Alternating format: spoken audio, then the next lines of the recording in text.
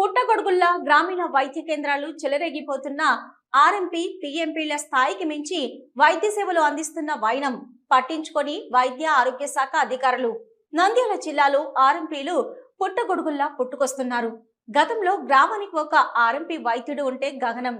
అలాంటిది ప్రస్తుతం ప్రతి గ్రామానికి 10 మంది చొప్పున ఆర్ఎంపీలు ఉన్నారు. మీరు చదివింది చారెడు, కానీ వీరు చేసే చికిత్సలు మాత్రం బారెడు అనేలా ఉంటున్నాయి. ఆర్ఎంపీలు చేసే చికిత్సలు పెద్ద పెద్ద చదువులు చదివిన డాక్టర్లే కొన్ని సమయాల్లో చేయాలంటేనే జంకుతారు.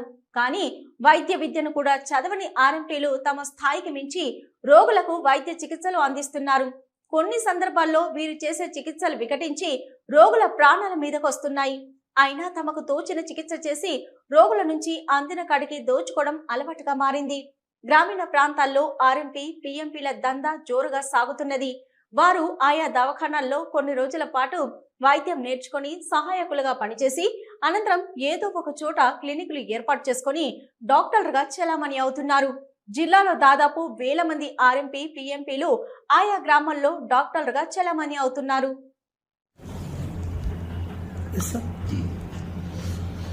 అందరికీ నమస్కారం. వైద్య ఆరోగ్య శాఖ తరఫున నంద్యాల జిల్లా ప్రజలందరికీ నాయకు నమస్కారాలు. ముఖ్యంగా ఈ మధ్యకాలంలో చాలా చోట్ల కంప్లైంట్స్, ముఖ్యంగా ఈ క్రాక్స్ ఎవరైతే ఉన్నారో ఆర్ఎంపీ డాక్టర్స్ అని ప్రతి ఒక్కరూ వైద్యం చేయడము వితౌట్ క్వాలిఫికేషన్, ఎంబీబీఎస్ క్వాలిఫికేషన్ చదువుకోకుండా చాలా చోట్ల బయట క్వాలిఫైడ్ అంటే ఆయుర్వేదిక్ కావచ్చు, యునాని కావచ్చు, హోమియోపతిగా వాళ్ళు మాత్రమే అర్హులు.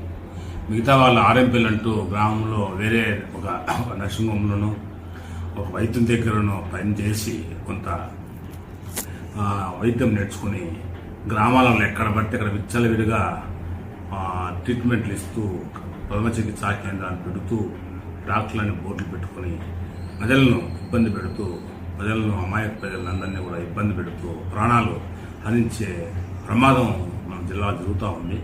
ముఖ్యంగా సంజామాలు తీసుకుంటే ఒక ఆర్ఎంపీ వ్యక్తి డాక్టర్ అనకూడదు, అసలు వాళ్ళని ఆర్ఎంపీ డాక్టర్ పదమే లేదు, ఆర్ఎంపీ కోర్సు లేదు, పదము లేదు, రిజిస్ట్రేషన్ లేదు.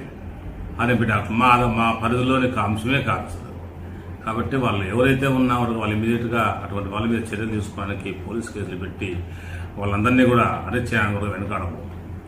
సంజామ జరిగిన కేసులు చూస్తే వైద్యం తెలియక ఏదో ఇంజక్షన్ ఇచ్చి ఆ మహిళ ప్రాణాలను అందించడం జరిగింది. అలా చాలా కంప్లైంట్స్ వస్తూ ఉన్నాయి. ముఖ్యంగా ఆర్ఎంపీలు చాలా చోట్ల ఇష్ట ప్రకారం వైద్యం చేయడము, ప్రజల యొక్క ఆ ప్రాణాలను అందించడం అనేది చాలా న్యాయబద్ధం కాదు ఇది. కాబట్టి